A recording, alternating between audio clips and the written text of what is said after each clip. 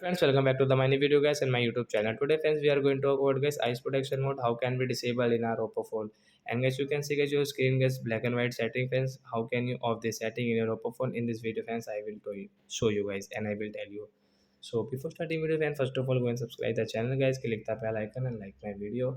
So friends, now let's see guys how can we disable guys eyes protection mode setting in our Oppo phone guys. First of all guys, open your phone setting to disable guys your eyes protection mode setting, then guys scroll it. Friends, you can see guys display and brightness setting. Friends, tap here. Friends, you can see guys your eye comfort means eyes protection mode setting. Friends, here.